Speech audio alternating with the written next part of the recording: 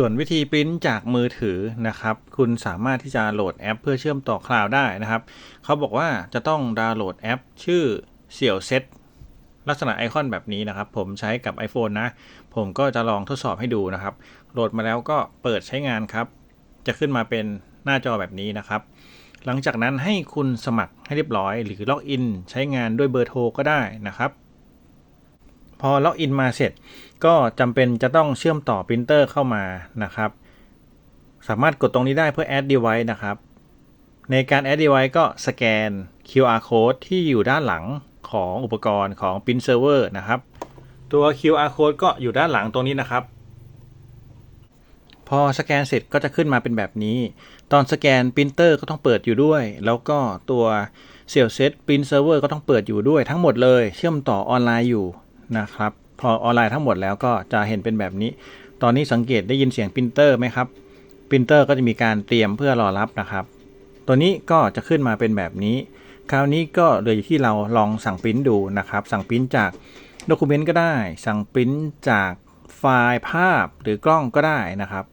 ลองเข้ามาดูรายละเอียดนิดนึงครับตัวนี้เป็นปรินเตอร์ที่ออนไลน์อยู่ก็จะมี device ID แล้วก็เป็นรุ่นตามนี้นะครับผมจะลองทดสอบปริ้นจากเอกสารที่มีอยู่ในมือถือเครื่องนี้นะกดที่ Document นะครับผมเคยเอา Document add เอาไว้ก็จะมีข้อมูลอยู่ประมาณนี้มีทั้งไฟล์ PDF ไฟล์ text นะครับผมก็จะลองปริ้นจากเอกสารตัวนี้ซึ่งเป็น Welcome นะครับ Welcome อะไรสักอย่างหนึ่งก็ลองเปิดใช้งานดูนะครับ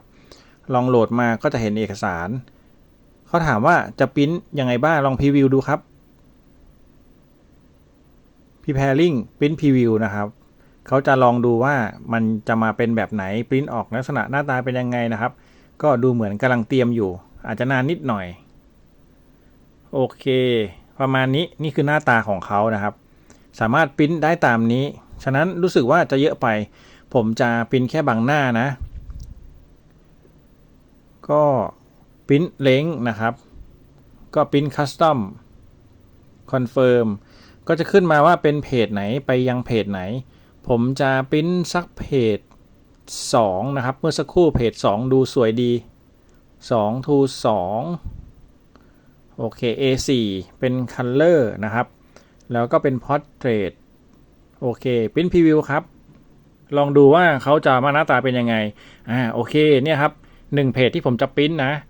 ก็ลองได้เลยนะครับสั่งปริ้นตอนนี้กำลังเตรียมอยู่นะครับ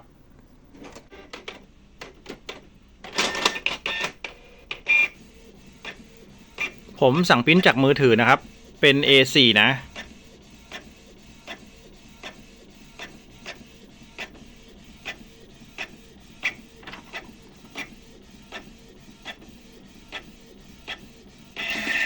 โอ้โหโอเคถือว่าเยี่ยมเลยครับเอกสารที่สั่งปริ้นจากมือถือก็ออกมาในรูปแบบของ A4 แบบนี้คิดว่าน่าจะเหมือนกับต้นฉบับนะครับตรงนี้ก็อาจจะต่างกันเล็กน้อยตรงไซซิ่งเหมือนกับว่าเขามีการย่อขนาดให้เล็กลงแต่รายละเอียดครบนะครับตอนนี้ผมลงโปรแกรมเสี่ยวเซตที่เป็นปริ้นเซิร์ฟเวอร์กับทั้ง iPad และ iPhone นะครับผมจะปริ้นผ่านคลาวด์นะเป็นการปริ้นจากนอกบ้านหรือนอกออฟฟิศกลับเข้ามายังปรินเตอร์ที่เป็น USB แล้วต่อกับปริ้นเซิร์ฟเวอร์เสี่ยวเซตนะครับให้เราเปิดไฟล์นะครับจะเป็นไฟล์ Microsoft Word หรือ Excel ก็ได้หรือจะเป็น PDF ก็ได้นะครับอย่างผมมีไฟล์รายงานเดิมอยู่แล้วผมก็เปิดขึ้นมาตัวนี้เป็น Microsoft Word นะครับเป็น Word on Mobile iPhone นะครับแล้วผมก็เข้ามาที่จุด3จุดเพื่อส่งออกนะครับผมจะพิมพ์นะจากนั้นผมก็จะเปิดในแอปอื่นนะครับเป็นการสั่งเปิดไปยังแอปเสี่ยวเซตนะครับคุณก็เลือกแอปเสี่ยวเซตตัวนี้หลังจากนั้นเขาก็จะวิ่งไปแล้วก็ไปออกผ่านคลาวด์ถามว่าจะปริ้นแบบไหนปริ้นแบบ Color ปริ้นพรีวิวดูสักหน่อยก็ได้นะครับเมื่อสักครู่ผมปริ้น1หน้าแล้วเขาจะออกมาเป็นหน้าตัวอย่างเนี่ยครับแบบนี้เลยแล้วก็ปริ้นครับใช้เวลาแป๊บเดียวเขาก็นะครับได้ยินเสียงปรินเตอร์ตอนนี้ก็ปริ้นออกมาแล้วนะครับหน้าเมื่อสักครู่เลย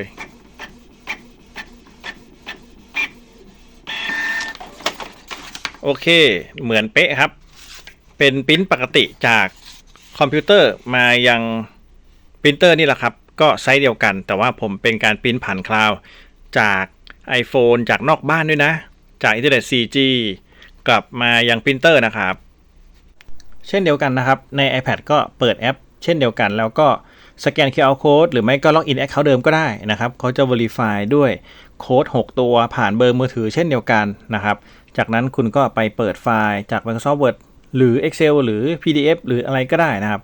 อย่างใน iPad นะครับผมเปิดโปรแกรมที่เป็นไฟล์นะครับจะเห็นด็อกิเมนต์ต่างๆผมก็เปิดด็อกิเมนต์ตัวนี้ขึ้นมาเขาก็จะถามว่าต้องการที่จะปริ้นไปยังที่ไหนลองดูครับเปิดในเสี่ยวเซตหรือไม่ก็สามารถส่งออกไปได้ครับอย่างตอนนี้เขามีให้เลือกนะครับว่าจะส่งไปที่ไหนเครื่องพิมพ์หรือเป็นเสี่ยวเซตเขามีเสี่ยวเซตปรินเตอร์ขึ้นมาให้ตรงนี้นะครับเหมือนเขารู้อยู่แล้วหลังจากนั้นก็กดตรงนี้ครับเขาก็จะขึ้นมาเป็นเสี่ยวเซตนะครับแบบนี้เพื่อที่จะยืนยันว่าต้องการที่จะพิมพ์นะครับหลังจากนั้นพอเราเช็คเสร็จลองพรีวิวดูก่อนนิดนึงก็ได้ครับถ้าพรีวิวขึ้นมาหน้าตาโอเคแล้วก็สั่งปริ้นได้นะครับโอเคเหมือนในคอมพิวเตอร์เป๊ะนะครับก็กดสั่งปริ้น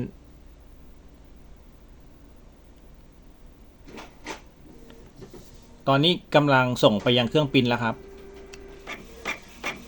ตอนนี้ก็กำลังปริ้นออกมาแล้วครับเร็วมากคุณก็จะได้ตารางเหมือนเดิมเป๊ะเลยนะครับเหมือนกับสั่งปริ้นจากคอมครับแต่ว่าผมสั่งปริ้นจาก iPad นะซึ่งเป็นการสั่งปริ้นผ่านคลาวด์นะครับจากนอกบ้านโดยผมเอา iPad เชื่อมต่อกับ Hotspot Wi-Fi ก็ยังสามารถปริ้นได้นะครับเซลเซตปรินเตอร์ตัวนี้ก็ค่อนข้างดูดีสีขาวสวยแล้วก็แข็งแรงดีนะครับมีหมุดกันลื่นมาให้ด้วยผมรู้สึกว่าเขาก็เป็นสินค้าตัวหนึ่งที่ได้มาตรฐานนะใช้งานได้ดีด้วยแล้วก็หน้าเว็บก็เหมือนเราเตอร์ทั่วไปคอนเน็กง่ายเชื่อมต่อง่ายควบคุมง่ายนะครับท่านใดที่สนใจก็สามารถสั่งซื้อได้ตามลิงก์ใต้คลิปนะครับราคาไม่แพงราคาก็อยู่กลางๆทั่วไปคุณภาพดีใช้งานได้ดีสินค้าจีนทุกวันนี้ก็ดูดีค่อนข้างเยอะนะครับเซลเซตก็เป็นตัวหนึ่งที่เขาทำเรื่องปรินเตอร์โดยตรงนะผมก็เอามารีวิวให้ชมประมาณนี้สำหรับท่านใดที่มีคำถามคอมเมนต์ไว้ได้เลยหรือซื้อมาใช้งานแล้วตั้งค่าไม่ได้เชื่อมต่อไม่ได้ก็คอมเมนต์เอาไว้ได้เลยเดี๋ยวผมจะรีบทดสอบว่าตอบเพิ่มให้นะครับขอบคุณที่รับชมครับสวัสดีครับ